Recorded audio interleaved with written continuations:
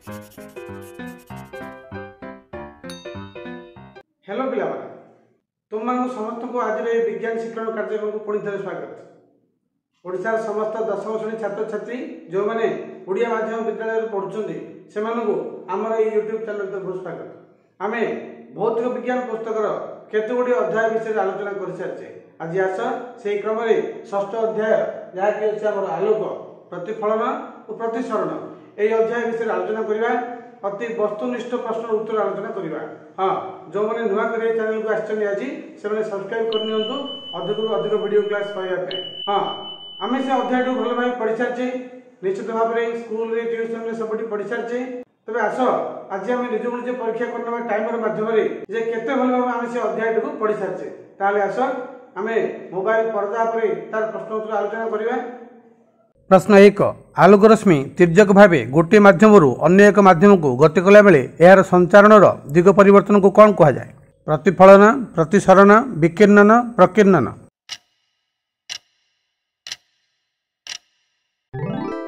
ठीक उत्तर है प्रतिसरण।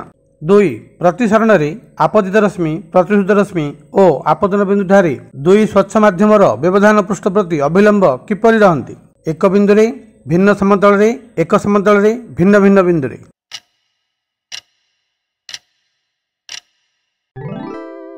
ठीक उत्तर है एक समतल। 3 प्रतिसरण दुईटी निर्दिष्ट माध्यम गोटे निर्दिष्ट वर्णर आलोक आपतन कोणर साइन और प्रतिसरण कोणर साइन अनुपात को कौन कह जाए? प्रथम माध्यम तुलन द्वितीय माध्यम प्रतिसरणांक, प्रथम माध्यम घनत्व, द्वितीय माध्यम घनत्व, उपरोक्त कौनसी नुहे।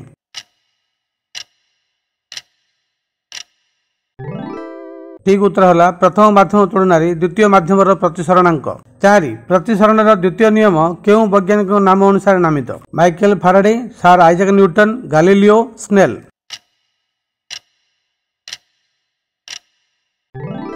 ठीक उत्तर है स्नेल। 5 केउं माध्यम आलोकर वेग सर्वाधिक? जल माध्यम, वायु माध्यम, शून्य माध्यम, केरोसिन।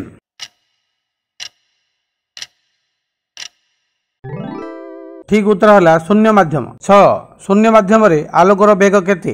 3 × 10⁶ मीटर पर सेकेंड, 3 × 10⁸ मीटर पर सेकेंड, 2 × 10⁸ मीटर पर सेकेंड, 6 × 10⁶ मीटर बाय सेकेंड।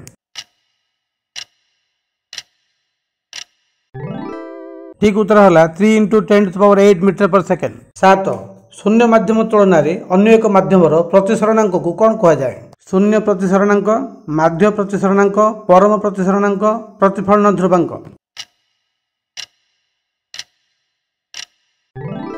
ठीक उत्तर है परम प्रतिसरणांक। 8 कौन सी माध्यम परम प्रतिसरणांक को किपरि सूचित करा जाए? N21, N12, N10, N2।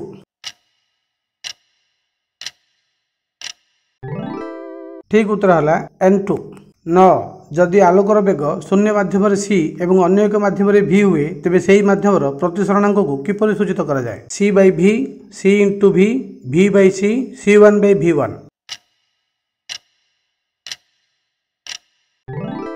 ठीक उत्तर है c by v। 10 जलर प्रतिसरणांक केते? 1.21, 1.47, 1.50, 1.33। ठीक उत्तर है 1.33। 11 क्राउन काचर प्रतिसरणांक केते? 1.3, 1.47, 1.31, 1.52।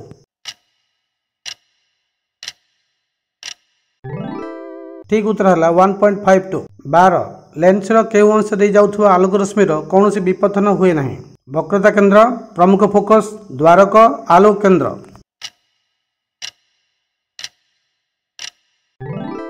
ठीक उत्तर है आलोक केंद्र। 13 उत्तर लेंस प्रमुख अक्ष सह समांतराल रश्मिगुच्छ लेंस रे प्रतिशुद्ध हेबा परे केउठी मिलित हुअन्ति? आलोक केंद्र, वक्रता केंद्र, द्वारक, प्रमुख फोकस।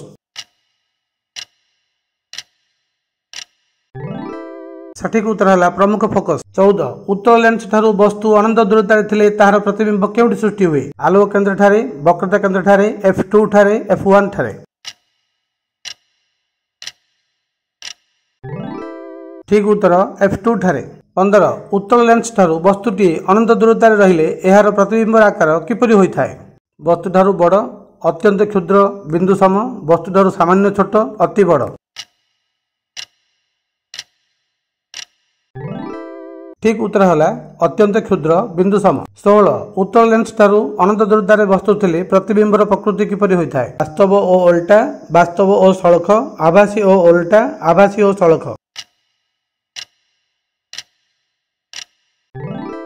ठीक उत्तर है वास्तव ओ ओल्टा। 17 उत्तल लेंस ठारू वस्तु 2f1 ठारू दूर थिले प्रतिबिंब केउंठी सृष्टि हुए? f2 ठारे, 2f2 ठारे, आलोक केंद्र ठारे, f2 और 2f2 मध्य।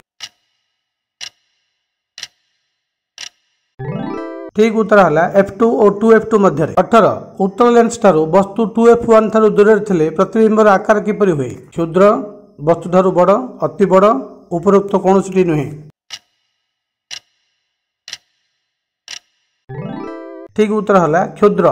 19 उत्तल लेंस ठारू वस्तु 2f1 ठारू दूर रहिले प्रतिबिंबर प्रकृति कौन होता है? वास्तव ओ ओल्टा, वास्तव ओ सड़क, आभासी ओ ओल्टा, आभासी ओ सड़क।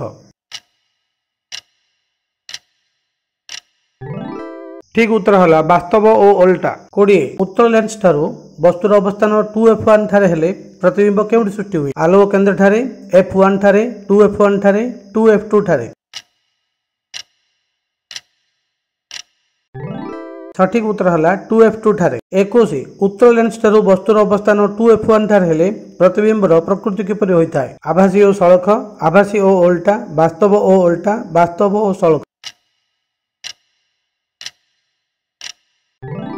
ठीक उत्तर है वास्तव ओ ओल्टा। 22 उत्तल लेंस ठारू वस्तुर अवस्थान 2f1 ठारे हेले प्रतिबिंबर आकार किपरि होइथाय? वस्तु ठारू सान, वस्तु ठारू बड़, अति बृहत, वस्तुर आकार सह समान। ठीक उत्तर है वस्तुर आकार सह समान। 23 उत्तल लेंस ठारू वस्तु f1 और 2f1 मध्य रहिले प्रतिबिंब केउठी सृष्टि होइथाय? f1 ठारे, 2f1 ठारे, 2f2 ठारे, 2f2 ठारू दूर रे। ठीक उत्तर है 2f2 ठारू दूर रे। 24 वस्तुटी उत्तल लेंस ठारू f1 और 2f1 मध्य रहिले एहार प्रतिबिंबर आकार किपरि हेबो? अपेक्षाकृत सान, वर्धित, वस्तु सह समान, उपरोक्त कौनसी नुहे। ठीक उत्तर है वर्धित। 25 उत्तल लेंस ठारू वस्तुटी f1 और 2f1 मध्य रहिले तार प्रतिबिंबर प्रकृति किपरि हेबो? आभासी ओ सड़क, आभासी ओ ओल्टा, वास्तव ओ सड़क, वास्तव ओ ओल्टा। ठीक उत्तर है वास्तव ओ ओल्टा। 26 एक वस्तु एक उत्तल लेंस फोकस ऊपर रहिले एहार प्रतिबिंब केउठी सृष्टि हेबो? 2f1 ठारे, अनंत दूरतारे, 2f2 ठारे, फोकस ठारे। ठीक उत्तर है अनंत दूरतारे। 27 उत्तल लेंस फोकस ठारे एक वस्तु रहिले एहार प्रतिबिंबर आकार किपरि हेबो? वस्तु ठारू छोट, वस्तु ठारू सामान्य बड़, अत्यंत वर्धित, उपरोक्त कौनसी नुहे। ठीक उत्तर है अत्यंत वर्धित। 28 उत्तल लेंस फोकस ठारे एक वस्तु रहिले एहार प्रतिबिंबर स्वरूप कौन हेबो? वास्तव ओ ओल्टा, वास्तव ओ सड़क, आभासी ओ ओल्टा, आभासी ओ सड़क। ठीक उत्तर है वास्तव ओ ओल्टा। 29 वस्तुटी एक उत्तल लेंस f1 और आलोक केंद्र मध्य रहिले एहार प्रतिबिंब केउठारे सृष्टि हेबो? वस्तुर अपर पार्श्व रे, वस्तु जो पार्श्व अछि सेही पार्श्व रे, अनंत दूरतारे, उपरोक्त कौनसी नुहे।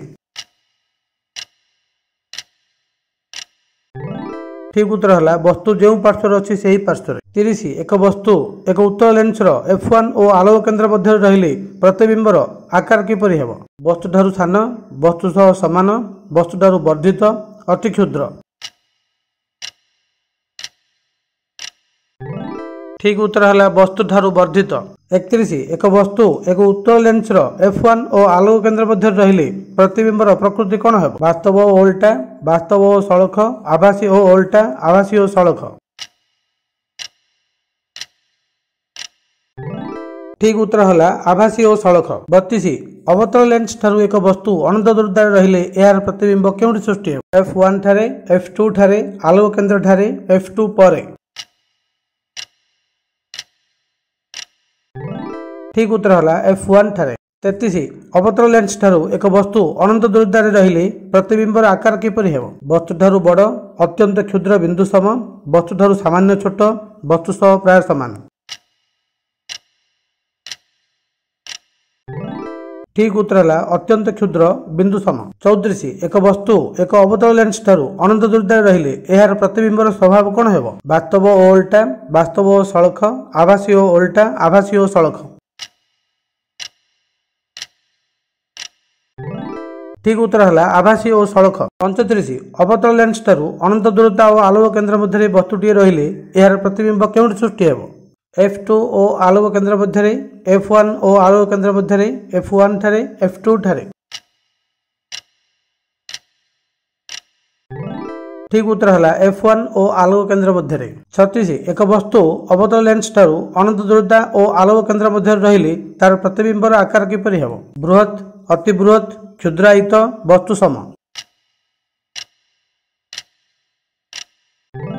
ठीक उत्तर है क्षुद्रायित 37 अवतल लेंस ठारू एक वस्तु अनंत दूरता और आलोक केन्द्र मध्य रहिले प्रतिबिंबर प्रकृति कोन हेबो वास्तव ओ सळख वास्तव ओ उल्टा आभासी ओ उल्टा आभासी ओ सळख ठीक उत्तर है आभासी और सड़क 38 लेंस सूत्र कौन 1/v + 1/u = 1/f 1/v + 1/u = 2/f 1/v - 1/u = 1/f 1/v - 1/u = 2/f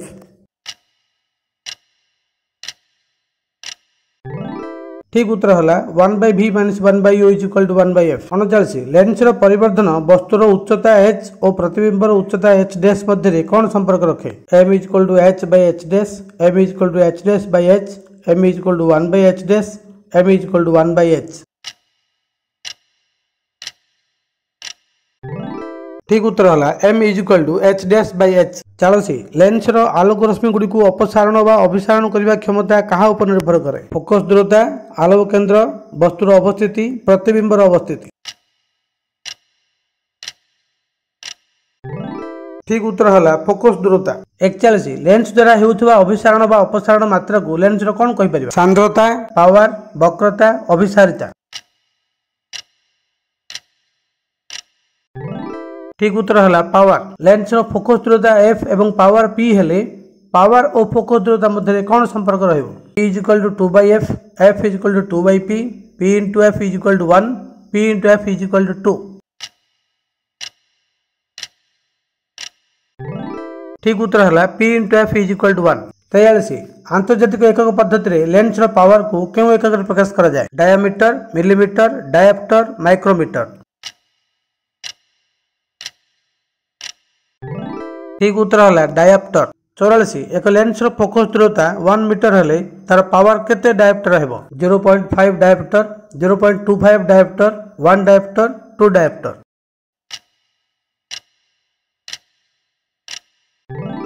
ठीक उत्तर है 1 डायप्टर 45 पावर को डायप्टर रे प्रकाश करिया को हेले फोकस दूरता को केउ एकक रे प्रकाश करिया पड़े मिलीमीटर सेंटीमीटर मीटर मिलीक्रॉन